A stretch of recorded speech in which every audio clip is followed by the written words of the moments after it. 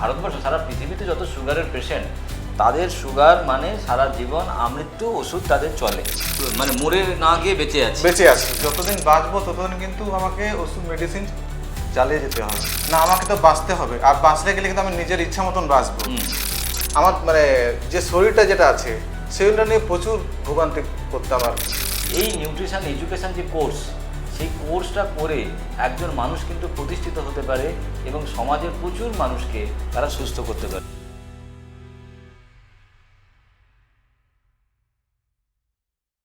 নমস্কার, আমরা অনেক নিউট্রিশনের সঙ্গে কথা বলছিলাম এবং জানার চেষ্টা করছিলাম তারা ফিওনা একাডেমি থেকে নিউট্রিশন এডুকেশন নেওয়ার পরে তাদের জীবন কেমন চলছে এবং তারা কিভাবে তাদের এলাকাতে পরিষেবা দিচ্ছে। সো আজকে আমার যিনি গেস্ট তার নাম হচ্ছে বৈদ্যনাথ টুডু। তিনি এসছেন দুর্গাপুর বাঁশগুড়া থেকে, আকড়াপাড়া থেকে। তার বেসিক্যালি যে এলাকা, তিনি একটু আদিবাসী এলাকায় থাকেন এবং নিজেও একজন আদিবাসী। তার দোকান ছিল, কিছু স্বাস্থ্যগত প্রবলেমের জন্য তিনি ফিওনা একাডেমিতে আসেন এবং সেখান থেকে নিজের স্বাস্থ্যকে যখন সারিয়ে তোলেন, তারপরে ভরসা এবং বিশ্বাস, সেখান থেকে কিন্তু নিউট্রিশন এডুকেশন নিয়ে পড়েন এবং তারপরেরটা ইতিহাস তার মুখেই আমরা জানবো তিনি কিভাবে এই ফিওনা একাডেমি পড়াশুনো করার পরে তার যে আদিবাসী এলাকা সেখানে কিভাবে কাজ করছেন। সো নমস্কার বৈদ্যনাথ। নমস্কার স্যার, জোহার। আচ্ছা, তোমাদের ভাষায় তোমরা জোহার বলো, আমাদের যেমন গুড মর্নিং কিংবা সুপ্রভাত, তোমরা জোহার বলো। আচ্ছা, তোমাদের ভাষায়। সো বৈদ্যনাথ, আমার যেটা তোমার কাছে প্রশ্ন বা আমার দর্শক বন্ধুদের কাছে যেটা জানার ইচ্ছে, যে তোমাদের সম্প্রদায় বা তুমি তো একটা জীবনযাপন নিজের মতো করে চালাচ্ছিলে, তো সেই জায়গায় এই ফিওনা একাডেমিতে আসার দুঃসাহস বলি বা সাহস কী করে হলো আপনার? স্যার প্রথমে বলি আর কি, যে আমার শরীর যখন অসুবিধা ছিল আর কি, তখন আমি অনেক ডাক্তারকে দেখালাম। ডাক্তারকে দেখানোর পরে আমি জানতে পারলাম, বা পাশে লোকও বলছিল যে সমস্যা ছিলাম, আমার সুগার পেশেন্ট ছিলাম সেই সময়ে শুনলাম যে যতদিন বাঁচবো ততদিন কিন্তু আমাকে ওষুধ মেডিসিন চালিয়ে যেতে হবে। সেটাই সব জায়গায়, মানে আজকে যারা ভারতবর্ষে ভারতবর্ষ সারা পৃথিবীতে যত সুগারের পেশেন্ট, তাদের সুগার মানে সারা জীবন আমৃত্যু ওষুধ তাদের চলে, এটাই ভবিতব্য। তো তারপরে আমি নিজে নিজে ভাবলাম এমনিভাবে তো বাঁচা যাবে না, খাওয়া দাওয়া কিন্তু ঠিক মতন খেতে পারছিলাম না, ঠিক আছে। তো যখনই এই জিনিসটা মনে এলো, না আমাকে তো বাঁচতে হবে, আর বাঁচলে গেলে কিন্তু আমি নিজের ইচ্ছা মতন বাঁচবো, সেই সময় কিন্তু আমি অনেকদিন থেকে খোঁজ নিচ্ছিলাম। তারপরে কিন্তু এই ফিওনা হার্বালস যখন নামটা শুনলাম, হ্যাঁ, নাম শোনার পরে কিছুদিন সেই জিনিসের ব্যবহার পরে খুব ভালো লাগলো। শরীরটা, নিজের শরীর কি, সেই শরীরটাকে আমি জানতে পারলাম যে না আমার শরীরটা কি।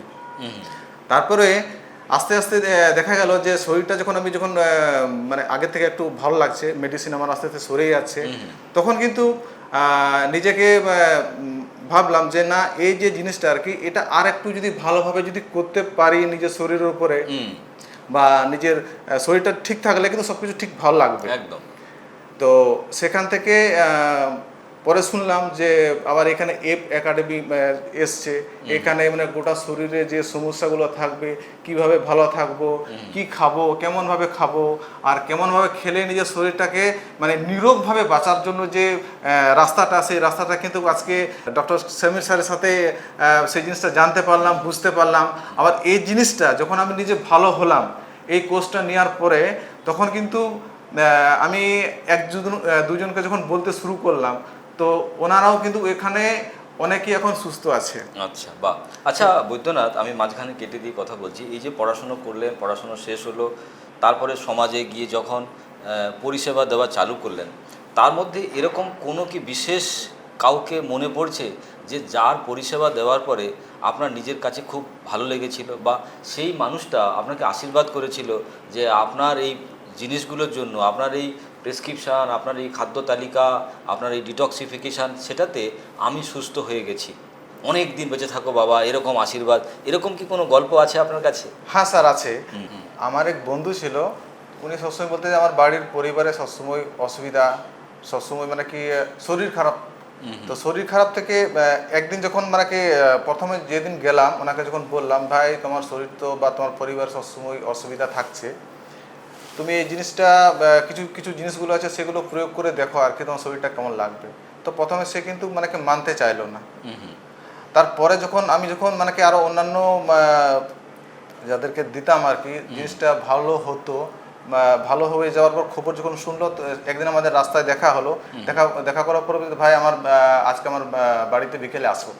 তো সেই সময় বিকেলে গিয়ে পরে ওনার বাড়িতে সেই সব জিনিসগুলো দেওয়ার পরে ওনারা এখন মানে সুস্থ আছে, আর ওনারা কিন্তু এখন আমার সাথে আছে। আচ্ছা, ঠিক আছে। বাহ। আর সবচেয়ে বড় কথা আর কি, যে আমি এখানে আসার পরে আর কি, যে আমি নিজেকে চিনতে পারছি যে যে আমি আমার মানে যে শরীরটা যেটা আছে সেগুলো নিয়ে প্রচুর ভোগান্তি করতাম আর কি, মানে মরে না গিয়ে বেঁচে আছি এরকম। ঠিক। তো এইভাবেই জীবনটা চলতো। তো যখন এখানে আসার পরে আর কি এখন আমি বুঝতে পারছি না এটাই একটা বাঁচার রাস্তা। সো আমি বৈদ্যনাথ একটু থামিয়ে বলছি, তোমাদের সম্প্রদায়ে যারা আছেন তারা তো তাদের একটা নিজস্ব ভাষা আছে। একদম, তো একদম। তাদেরকে তুমি কি বলতে চাও? সমাজ যারা আছে আজকে, যারা অসুস্থ, কষ্ট পাচ্ছে, রোগে ভুগছে, তারা ডাক্তারের কাছে যাচ্ছে, সারছে না, তাদের কাছে তোমার কি মেসেজ এই অ্যাজ এ নিউট্রিশনিস্ট হয়ে? স্যার এটা নিয়ে মানে কি আমি একটু আমাদের ভাষায় বলি আর কি, ঠিক আছে? একদম একদম। ঠিক আছে। তো nungka ge hula mitang ayub bin আর কি mitang mihor mitang boyasko hore আর কি mita dinya আর কি maramba hor kanai miting kana je aima din khoi inya boho gurgur kanti noa rena সমস্যা না সমাধান কি আমতে মেনা। তো উনি আইমা জায়গায় ডাক্তারটে চালা করার পর কতে পারকম রে মরতে বাই দুধ দড়িয়া। তো উনি হটে হলা জিনিস চালা কতে আর কি তিন সীতা বীরনা রেজাল্ট আর কি নৌকা যে মেন্দা যে বা ইন মানে আইমা ঠিকই নিকে ওইদা আর কি। ঠিক আছে। তো আরো নৌকা গিন লইদা আর কি যে যাহাই কু আবু মানে নোয়া কু জায়গা রে হিজুক লাগি তা আইমা বন বতর আবু মি হর সাথে রল লাগি বন বতরआ যে আপনারা হড়মরে যে সমস্যা যে মিনা আর কি। ঠিক আছে। ওনাকু বলতে গেলে যে ডাক্তারটে চালা করতে মা বাবুন মজক খান খরচা মা দমাবুন খরচা একা কিন্তু ওনার জায়গা খনা আর কি আবু মিটাং মানে হড়ম ঠিক বাবুন দহ দাঁড়িয়ে কানা আর মিটাং রোজগার না জায়গা কিন্তু বাবুন জানি দাঁড়িয়ে কানা। ঠিক আছে। তো ওনার লইতে আর কি যে নয় যে নন রে মিটাং এমন মিটাং জায়গা কানা যাহা তো আমা রোজগার না জায়গা মা খুব ভাগিম বেনাও দাঁড়িয়ে আমা ইচ্ছে মতন রোজগার দাঁড়িয়ে ওনা সাথে আরো যে নোয়া কোর্স যদি হতাওয়া যে আমা হড়ম ঠিক দহ দাঁড়িয়াম আমরা পরিবার ঠিকঠাক দহ দাঁড়িয়ে কুয়া আর ওনা সাথে মানে যে বাঞ্চার নাম একটা রাস্তা যা ওনা কিন্তু মানে ভাগিভাবে উপরুম দাঁড়িয়ে আর কি নোয়া জায়গায় থাকাতে। বৈদ্যনাথ, আমি তো তোমাদের ভাষা জানি না, কিন্তু দেখো ভাষা এমন একটা জিনিস না, না বুঝতে পারলেও বোঝা যায় যে তুমি কি বলতে চাইছো। আমি যেটা বুঝেছি তুমি যেটা বলতে চাইছো তোমার সম্প্রদায়ের মানুষদেরকে, যে যারা অসুস্থ, যাদের শরীর প্রচণ্ড খারাপ, তারা হয়তো ভাবছেন ডাক্তার দেখিয়ে ওষুধ খেয়ে হয়তো সুস্থ হয়ে যাবেন, কিন্তু সেইখানে খাবার দাবারের পরিবর্তন ঘটিয়ে কিন্তু তারা সুস্থ হতে পারে। এবং এর সঙ্গে এই নিউট্রিশন এডুকেশন যে কোর্স, সেই কোর্সটা করে একজন মানুষ কিন্তু প্রতিষ্ঠিত হতে পারে এবং সমাজের প্রচুর মানুষকে তারা সুস্থ করতে পারে। একদম স্যার, ঠিক বলেছি? একদম। তারা দেখো ভাষা কিন্তু বুঝতে পারছে। একদম একদম sir. So my dear friend, যারা কিনা বৈদ্যনাথ বাবুর সঙ্গে যোগাযোগ করতে চান দুর্গাপুরে এই যে আকরা এলাকা, আমি বৈদ্যনাথ বাবুকে বলবো যে আপনি আমাদের যে দর্শক বন্ধু যারা আপনার সঙ্গে যোগাযোগ করতে চান তাদেরকে যদি আপনার ফোন নাম্বারটা এবং আপনি কখন কোথায় বসেন সেটা যদি বলে দেন।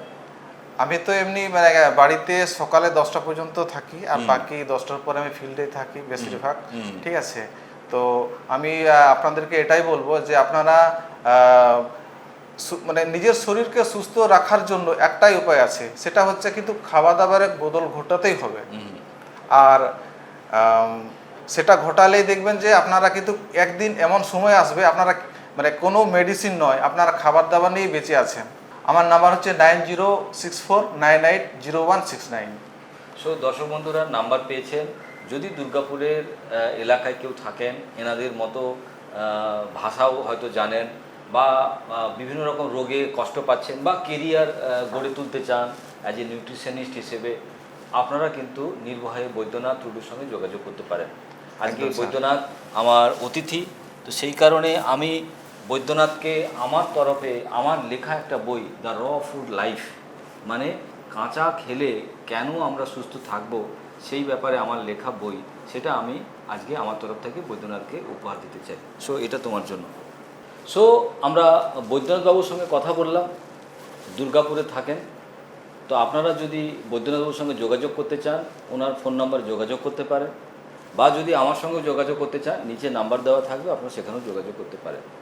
এরকম প্রচুর নিউট্রিশনিস্টদেরকে নিয়ে আমরা আপনাদের সামনে আসব, তাদের ইন্টারভিউ আপনাদেরকে তুলে ধরবো আপনাদের সামনে। সেখান থেকে আপনারা বুঝতে পারবেন একটা মানুষ কিভাবে সাধারণ একটা এডুকেশন নেওয়ার পরে অসাধারণ হচ্ছে এবং সে তার নিজের কেরিয়ারকে প্রতিষ্ঠিত করতে পারছে।